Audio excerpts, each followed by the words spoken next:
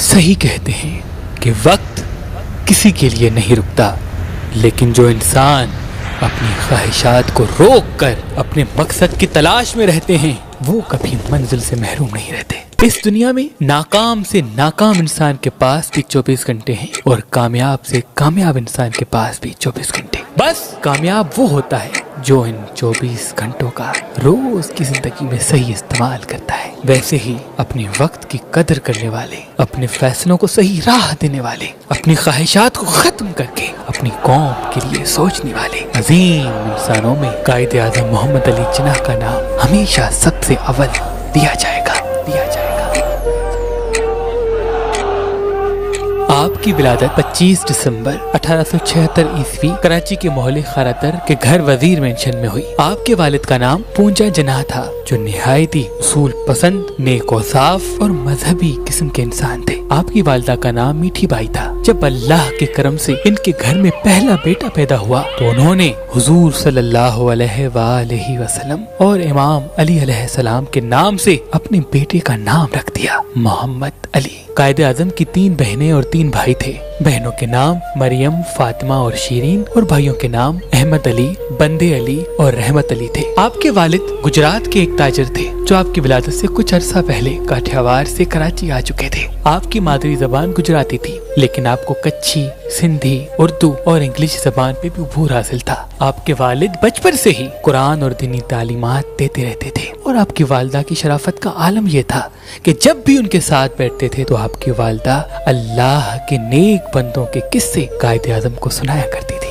بس وقت گزرتا رہا، آپ کے علم کا سفر ماں کی گود سے لے کے مکتب تک پہنچا اور اسکول، کالج، یونیورسٹی تک بڑھتا رہا۔ بچپن سے ہی آپ ہمیشہ بہتر سے بہترین کی تلاش میں رہتے تھے، تبھی آپ نے کافی اسکول تبدیل کیے اور میٹرک جامعہ بمبئی سے کیا۔ آغاز میں آپ کی ایک خاص عادت ہوا کرتی تھی، آپ ہر بات میں سچ کا ساتھ دیتے تھے، چاہے نقصان ملے یا فائدہ، اور بزرگوں کی صحبت اختیار کیا کرتے تھے۔ پھر اپنے والد کی مرضی سے ایک برطانیہ کمپنی میں نوکری کرنے لگے اور سامان سفر باندھ کے لندن جانے کی تیاری کر چکے کہ اتنی دیر میں آپ کی والدہ نے کہا کہ میں تمہاری شادی کروانا چاہتی ہوں۔ بس اپنی ماں کی خوشی کے لیے ایمی بائی سے شادی کر لی اور پھر لندن روانہ ہو گئے۔ ازدواجی زندگی میں منسلک ہونے کے بعد آپ کی زوجہ کی طبیعت مسلسل خراب ہی رہتی تھی۔ بالآخر کچھ ہی برس میں ان کا انتقال ہو گیا۔ آپ لندن میں نوکری کر رہے تھے، لیکن آپ کی علم کی تڑپ دن بدن بڑھتی رہی۔ آپ نے چاہا کہ میں اپنی پڑھائی کو آگے بڑھاؤں، زمانے کو کچھ کر کے دکھاؤں، تو آپ نے نوکری کو چھوڑ کر قانون کی پڑھائی کا انتخاب کر لیا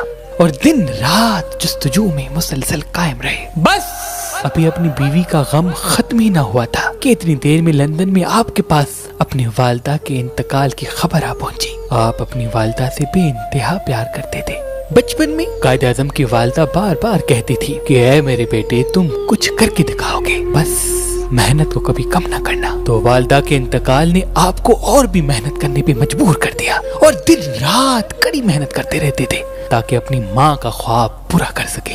تو آپ نے 1895 میں بار ایٹ لا کی ڈگری حاصل کر لی۔ آپ کم سن پہلے ہندوستانی تھے جو 19 سالوں کی عمر میں اس منزل تک آ پہنچے تھے۔ آپ کے اساتذہ آپ کی جب اس لگن کو دیکھتے تھے تو وہ کہتے تھے کہ تم یقیناً کسی عظیم کام کے لیے چنے گئے ہو۔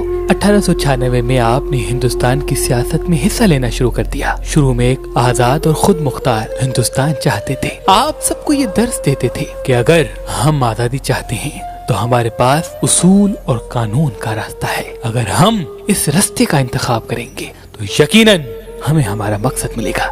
اور انہی دنوں میں آل انڈیا مسلم لیگ ایک بھرپور جماعت بن کے ابھری اور آپ نے اس مسلمانوں کی جماعت میں شمولیت اختیار کر لی اور اپنے تمام گھر والوں کو سن 1901 میں ممبئی بلا لیا۔ لیکن کچھ ہی عرصہ گزرا کہ آپ کے والد بھی آپ کا ساتھ چھوڑ کر چل بسے۔ ماں، بیوی اور باپ کے دکھ نے آپ کو توڑ دیا۔ بس آپ نے ایک ہی مقصد بنا لیا تھا کہ میں اپنے وطن کو آزادی دلاؤں۔ 6 بہن بھائی میں فاطمہ سب سے چھوٹی تھی، تبھی آپ اپنی بہن فاطمہ کو اپنے ساتھ رکھا کرتے تھے اور تمام بہن بھائیوں کے فرض اس طرح سے نبھاتے تھے کہ ان کے والدین کی کمی تک ان کو کبھی محسوس نہ ہوئی اور ساتھ ساتھ آزادی کی لو بھی چلاتے رہے۔ قائد اعظم نے مسلمانوں اور ہندوؤں کو ساتھ لانے کی انتھک محنت کی और ये आप ही की कोशिशें थी जिनकी वजह से लखनऊ का मुआहदा तय पाया। लेकिन यहाँ के लोग हिंदू मुसलमान कौम जात में इतने उलझे हुए थे कि वो हक की बात समझना ही नहीं चाहते थे। तो कायदे आजम वापस लंदन की तरफ रवाना हो गए और अप्रैल सन 1918 को आपकी शादी रतन बाई से हुई, जिन्होंने शादी से कबल इस्लाम कबूल कर लिया, जिनसे उनको एक बेटी दीना 14 अगस्त 1919 लंदन में पैदा हुई। मेरे सगीर के जो बड़े बड़े आलिम थे, मोतबर थे, वो सब कायदे आजम का जज्बा, जोश और फैसलों को याद करते थे। बस अल्लामा इकबाल 1931 में लंदन गए और कायदे आजम से कहा कि तुम ही हो जो मुसलमानों के लिए कुछ कर सकते हो, ये मुझ पे मेहरबानी करो, वापस अपने वतन चलो, हमें अपने मुल्क के लोगों के लिए, आने वाले बच्चों के लिए एक ऐसा मुल्क बनाना है जिसमें उनको कभी गुलामी का एहसास तक न हो। बस अल्लामा इकबाल के बार बार इसरार पे आप वापस वतन आ गए और आजादी की तहरीक को जोश और जज्बे से चलाने लगे। लेकिन उन दौरान आपकी मसरूफियात इतनी ज्यादा बढ़ गई कि घर के लिए कुछ लम्हात भी नहीं होते थे। सारा दिन बगैर अपनी सेहत का ख्याल रखे अपने वतन के लोगों की आजादी के लिए कोशिशें करते रहते थे। आपके हाजिर दिमागी और सही फैसले का आलम यह था कि एक जलसे में आप खिताब फरमा रहे थे कि कुछ हिंदू अशखास कहने लगे कि ऐ मोहम्मद अली, तुम क्यों मुसलमानों का अलग मुल्क चाहते हो? तो आप कुछ देर के लिए खामोश हो गए। वो हिंदू अतफाल मुस्कुराने लगे, मजाक उड़ाने लगे। वहाँ सामने पानी का गिलास रखा हुआ था। आपने पानी पिया और उस लड़के को बुलाया और कहा कि ये पानी पी लो। उसने कहा, मैं हिंदू हूँ, मेरा धर्म मुझे इजाजत नहीं देता कि मैं मुसलमानों का छुआ हुआ पानी पीऊं, मर जाऊंगा लेकिन ये पानी नहीं पीऊंगा। फिर आपने एक दूसरे बंदे को बुलाया जो मुसलमान था, उसे कहा कि तुम ये पानी पियो। उसने बगैर सवाल किए पानी पी लिया और फिर आपने कहा कि हमारी कौम, मजहब, मसलक के उसूल इतने अलग अलग हैं कि हम एक बर्तन में न खा सकते हैं न पी सकते हैं, तो साथ रहेंगे कैसे? बार बार लड़ लड़ के जीने से बेहतर है अलग रहकर एक दूसरे से प्यार किया जाए। सब लाजवाब हो गए। आप आजादी के कामों में इतने उलझ गए और इतने मसरूफ हो गए कि अपनी सेहत को भी भूल चुके थे। सारा दिन मुख्तलिफ जलसों और मुख्तलिफ जगहों पे लोगों को बेदार करते रहते थे ताकि हमें एक आजाद मुल्क मिल जाए। लोग जब गुस्से में आकर मुख्तलिफ लोगों के कौमों को बुरा भला कहते थे तो आप सबको ये सिखाते थे कि इस्लाम अमन का नाम है, जहाँ इस्लाम होगा वहाँ सबके लिए अमन होगा। बस बिलाखिर आपकी अनथक मेहनत और कोशिशों के सबब अल्लाह पाक के फजल करम से 14 अगस्त 1947 को एक आजाद मुल्क वजूद में आ गया, जिसको आज हम पाकिस्तान कहते हैं।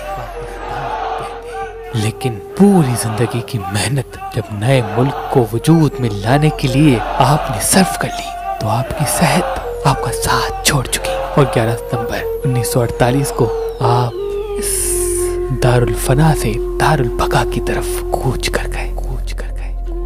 लेकिन आपका एहसान न हर उस इंसान पे रहेगा जो इस आजाद मुल्क में सांस लेता है।